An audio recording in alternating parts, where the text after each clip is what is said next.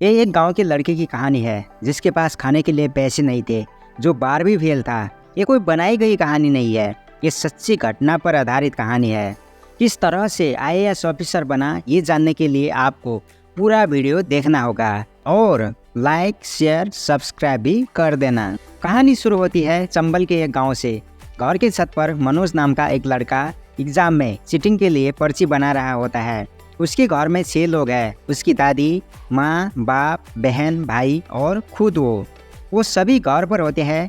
तब एक आदमी मनोज के पापा की सस्पेंशन लेटर लेके आता है, पर वो लेटर लेने से मना कर देती है। मनोज की दादी उस पोस्टरमैन को पकड़ लेती है और मनोज के भाई को बोलती है, जा बंदूक लेके आ, आज इसको यहीं ख़त्म कर देती है। इसकी इतनी हिम्मत कि मेरे बेटे को सस्पेंशन लेटर देने आया है। तब वो पोस्टमैन कहता है, मुझे क्या बोल रही हो, तुम्हारे बेटे ने काम ही ऐसा किया है। ऑफिस में बड़े साहब को चप्पल से मार दिया। बड़े साहब ने इनको एक फाइल पर साइन करने को कहा था, पर इन्होंने विधायक ने घोटाला किया है, मैं साइन नहीं करूँगा कहा, ईमानदारी दिखाई, इसीलिए सस्पेंड किया गया है। दादी कहती है, मेरे बेटे ने सही काम किया। इसी के बीच पुलिस आती है और पोस्टमैन को छुड़ा के ले जाती है। रात का सीन दिखाया जाता है। मनोज के पापा कहते हैं, मैं शहर जाके इनके ऊपर केस करूंगा। मनोज की माँ कहती है, तुम्हारी ईमानदारी के चक्कर में हमें खाना भी नसीब नहीं होगा। अगले दिन मनोज का 12वीं का एग्जाम है। सारे बच्चों के पास सीट है। तभी मास्टर जी आते हैं और कहते हैं, तुम सभी गधे हो, पिछले साल चीटिंग करके भी पास नहीं हुए थे, इसीलिए इस बार बोर्ड में लिखूंगा ताकि तुम सब पास हो जाओ। एग्जाम के बीच में कुछ पुलिस वालों के साथ डीएसपी साहब आते हैं और चीटिंग रुकवा देते हैं। उस साल सारे बच्चे फेल हो जाते हैं। मनोज के पापा भी केस करने शहर चले जाते हैं। इसकी वजह से घर की आर्थिक स्थिति बहुत बिगड़ जाती है। मनोज और उसका भाई टेम्पो चलाने लगते हैं और घर में थोड़े पैसे आने लगते हैं, लेकिन विधायक के लोग इससे खुश नहीं थे। मनोज और उसके भाई को झूठे इल्जाम लगा के पुलिस से पकड़ा लेते हैं। मनोज के भाई को मारने लगते हैं। तभी मनोज कहता है, मेरे भाई को हाथ मत लगा, नहीं तो किसी दिन मारा जाएगा। पुलिस वाला कहता है, जाके बंदूक ले आ और मुझे मार दे, नहीं तो मैं तेरे भाई को मार दूंगा। मनोज पुलिस स्टेशन से भागकर डीएसपी के घर चला जाता है और सब कुछ बता देता है। डीएसपी पुलिस स्टेशन आते हैं और मनोज और उसके भाई को छोड़ने के लिए कहते हैं।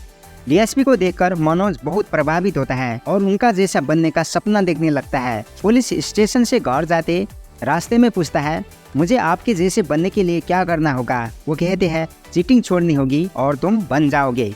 इसके बाद मनोज पढ़ाई में मेहनत करने लगता है। कुछ दिन बाद डीएसपी का भी ट्रांसफर हो जाता है। स्कूल में फिर से चीटिंग स्टार्ट होती है, पर इस बार मनोज चीटिंग नहीं करता, वो खुद लिखता है और 3rd डिवीजन पास भी होता है। इसके बाद बीए कंप्लीट करता है। फिर डीएसपी की तैयारी करने के लिए इलाहाबाद जाने का प्लान बनाता है। जाने से पहले उसकी दादी अपने पास बुलाती है और कहती है, तू डीएसपी जरूर बनेगा। जब वापस आएगा तुझे मैं डीएसपी के वर्दी में देखना चाहती हूँ। अपने बचा के रखे हुए कुछ पैसे भी दे देती है। अपना एक बैग लेकर बस से इलाहाबाद के लिए निकलता है और रास्ते में ही सो जाता है। जब इलाहाबाद पहुँचता है तब पता चलता है उसकी बैग तो चोरी हो गई। सारे कपड़े और उसके दादी की दिया हुआ पैसे भी चोरी हो गए। उसके पैर की जमीन खिसकने लगती है। अब वो क्या करेगा, कहाँ रहेगा, क्या खाएगा। एक दुकान के बाहर रात बिता लेता है। सुबह एक कोचिंग सेंटर पर जाता है, तब पता चलता है कुछ समय के लिए डीएसपी का एग्जाम तो बंद हो गया है। उसका सपना टूटने लगता है, वो वापस घर भी नहीं जा सकता। सारे सामान चोरी हो गया और उसकी फैमिली की उसके ऊपर उम्मीद है कि वो डीएसपी बनेगा। कुछ दिन भूखा ही सो जाता है, पर एक दिन उससे भूख बर्दाश्त नहीं होती। एक ढाबे पर चला जाता है और कहता है, मेरे पास पैसे नहीं है, भूख लगी है, आप मुझे कुछ खाने के लिए दो, आप जो बोलोगे मैं वो काम करूँगा। ढाबे का मालिक अच्छा था, खाना दे देता है। काफ़ी दिनों से भूखा था, इसीलिए जल्दी जल्दी खाना खत्म कर देता है। ये सब पांडे नाम का एक लड़का देख रहा होता है। खाने के बाद मालिक से पूछता है, मुझे क्या काम करना होगा। वो कहता है, तुम्हें कुछ नहीं करना है, जाओ अपनी पढ़ाई करो। मनोज कहता है, फ्री में नहीं खाऊंगा, आपको कुछ काम देना ही होगा, एग्जाम भी बंद हो गए और घर भी नहीं जा सकता। तभी पांडे कहता है, तुम्हारे पैसे मैं दे दूंगा। मनोज कहता है, तुम कौन हो और मेरे पैसे क्यों दोगे। पांडे कहता है, मैं भी डीएसपी के एग्जाम के लिए आया था, अब बंद हो गया तो घर जा रहा हूँ और तुम भी घर चले जाओ। तभी पांडे को उसका पापा का कॉल आता है। कहते हैं, अब तुम दिल्ली जाओ और यूपीएससी की तैयारी करो। पांडे मनोज से कहता है, मैं तो दिल्ली जा रहा हूँ यूपीएससी की तैयारी करने। तब मनोज कंफ्यूज होता है, ये यूपीएससी क्या होता है, तुम्हें यूपीएससी के बारे में पता नहीं है। आईएएस आईपीएस के बारे में भी नहीं सुना है। ये डीएसपी से बड़ा होता है। ये सुनने के बाद मनोज के मन में आशा के किरण दिखने लगते हैं। पांडे से अपने को भी दिल्ली ले जाने के लिए कहते हैं और वो दोनों दिल्ली चले जाते हैं। दिल्ली के मुखर्जी नगर पहुंचते हैं। काफी सारे बच्चे तैयारी के लिए आए होते हैं। ये सब देख के मनोज के सपने टूटने लगते हैं। वो सोचता है क्या मैं कर पाऊंगा, इसमें भी मैं तो हिंदी मीडियम से हूँ। इसी के बीच उसकी मुलाकात गौरी भैया से होती है। गौरी भैया भी यूपीएससी की तैयारी कर रहे हैं। उनका ये लास्ट अटेम्प्ट है, सिर्फ इंटरव्यू बाकी है और वो कॉन्फिडेंट है कि वो पास हो जाएंगे। वो यूपीएससी की तैयारी कर रहे बच्चों को फ्री क्लास देते हैं। पांडे और मनोज भी गौरी भैया की क्लास में चले जाते हैं। तब मनोज कहता है मेरे पास पैसे नहीं है, क्या आपके पास कोई काम है? गौरी भैया कहते हैं मैंने भी झाड़ू पोछा लगाया है, काफी दुख झेला है, क्या तुम ऐसे कर पाओगे? मनोज कहता है जो भी काम होगा करूँगा। मनोज एक लाइब्रेरी में झाड़ू पोछा लगाने और टॉयलेट साफ करने का काम करने लगता है।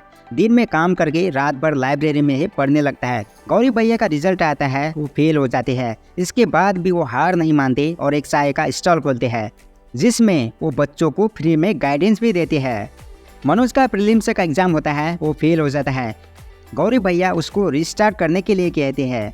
एक दिन मनोज की मुलाकात हाल ही में यूपीएससी क्लियर किया हुआ दिलमोहन नाम के ऑफिसर से होती है। वो मनोज को कहता है कभी भी मेरी ज़रूरत पड़ी तो मैं मदद करूंगा, हिम्मत मत हारना, मैंने भी बिना कोचिंग के यूपीएससी क्लियर किया है। ये सुन के मनोज की हिम्मत भी बढ़ जाती है। दूसरी बार में मनोज का प्रीलिम्स क्लियर हो जाता है। वो बहुत खुश होता है। मेंस की तैयारी करने के लिए एक कोचिंग सेंटर चला जाता है, पर उसके पास फी के लिए पूरे पैसे नहीं होते, इसीलिए वहाँ की रिसेप्शनिस्ट को कहता है बाकी मैं बाद में दे दूंगा, अगर आपके पास कोई काम है तो मैं वो भी कर लूँगा। वो मान जाती है और सामने के एक रूम में दूसरे आदमी को वॉल पर फोटोज लगाने को मदद करने के लिए कहती है। वो मदद करने चला जाता है। उसी वक्त एक आदमी अपने बेटी के साथ आता है। उसकी बेटी भी यूपीएससी की तैयारी करने आई है। रिसेप्शनिस्ट उनसे बात कर रही होती है। तभी मनोज अंदर रूम से कहता है मैडम जो ये फोटोज में है उन्होंने यहाँ से यूपीएससी तैयारी नहीं की थी। वो रूम में चली जाती है और कहती है ये विज्ञापन है, हमने उनको पैसे दिए हैं। तुम्हें क्या लगता है जो सेलिब्रिटी पान चबाते हैं क्या वो सच में चबाते हैं?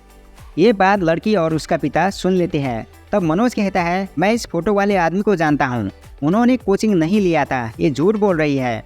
तब उस आदमी की बेटी कहती है तुम भी यूपीएससी की तैयारी कर रहे हो? मनोज कहता है हाँ, प्रीलिम्स निकाल लिया है, अब मेंस की तैयारी कर रहा हूँ। वो कहती है वाह, कहाँ से कोचिंग लिया है? मनोज कहता है मैंने कोचिंग नहीं लिया, खुद से पढ़ा हूँ। वो लड़की इम्प्रेस हो जाती है और उसको पूछती है तुम्हारा नाम क्या है? मनोज कहता है मनोज कुमार शर्मा। मनोज पूछता है तुम्हारा नाम क्या है? तभी उस लड़की के पिता अपनी बेटी को जल्दी चलो बोलते हैं और चले जाते हैं। मनोज उसको पसंद करने लगता है। एक दिन मनोज लाइब्रेरी में एरोस्पेस का किताब दिख रहा होता है। तभी वो लड़की आती है और कहती है हाय, मेरा नाम श्रद्धा है, तुम इंजीनियर हो? मनोज कहता है हाँ, और वो दोनों थोड़ी बात करते हैं। उन दोनों के बीच में फ्रेंडशिप बढ़ने लगती है। इसके बाद वो दोनों विकास दिव्यकीर्ति सर के कोचिंग क्लास ज्वाइन करते हैं। एक दिन वो एक इंजीनियरिंग का सवाल पूछते हैं। उसी दिन श्रद्धा को पता चलता है कि मनोज इंजीनियर नहीं है, उसने तो बीए किया है। वो मनोज से झूठ बोलने के लिए नाराज होती है और उससे बिना बात करे क्लास से चली जाती है। मनोज लाइब्रेरी में जाता है। तब वहाँ का मालिक उसको कबाड़ बेचने से आए हुए पैसे छुपाने का इल्जाम लगाने लगता है। मनोज को ये बर्दाश्त नहीं होता क्योंकि वो ईमानदार है। इसके बाद लाइब्रेरी भी छोड़ देता है। अब मनोज की लाइफ में जो बुरा था उससे भी बुरा वक्त चलने लगता है। किसी से मिलना भी छोड़ देता है, क्लास भी नहीं जाता, एक आटा चक्की में काम करने और वहीं रहने लगता है। एक दिन पांडे उसके पास जाता है और कहता है श्रद्धा अपने प्रीलिम्स के लिए मसूरी जा रही है, जाके उससे सॉरी बोल। मनोज कहता है अभी नहीं, जब मेंस क्लियर करूंगा तभी जाके सॉरी बोलूंगा। मनोज का मेंस का एग्जाम आता है। उसके अनुसार उसका एग्जाम बहुत अच्छा हुआ। उसको लग रहा था कि वो पास हो जाएगा। एग्जाम दे के बाहर आने के बाद उसको पता चलता है एग्जाम बिगड़ गया। एग्जाम में टूरिज्म इन इंडिया आया था, पर उसने टेररिज्म इन इंडिया पर इसे लिखकर आया। वो फेल हो जाता है। इसके बाद वो गायब भी हो जाता है। मनोज कुछ समय बाद श्रद्धा के घर मसूरी चला जाता है।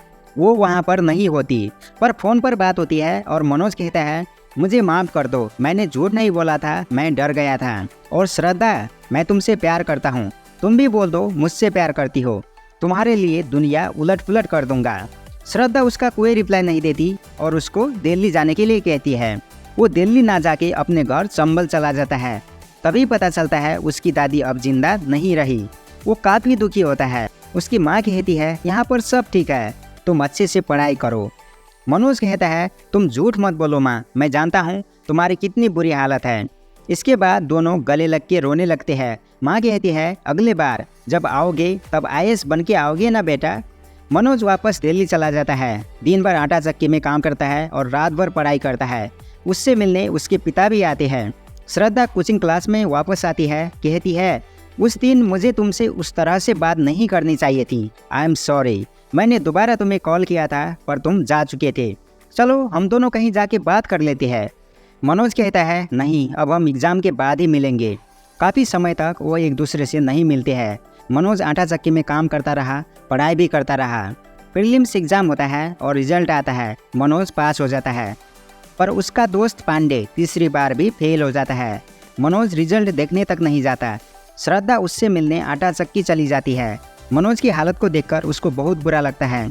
वो कहती है अब तुम्हारा मेंस है, ज़्यादा पढ़ाई करनी होगी, किसी अच्छे से कोचिंग ज्वाइन करो, पैसे की चिंता मत करो, मैं मदद कर दूंगी।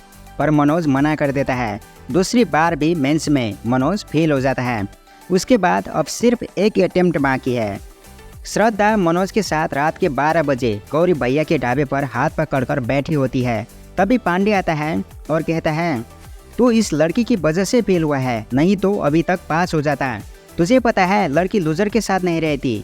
अगर तूने यूपीएससी क्लियर नहीं किया तो ये भी तुझे छोड़कर चली जाएगी। ये सुनकर श्रद्धा रोती हुई वहाँ से चली जाती है।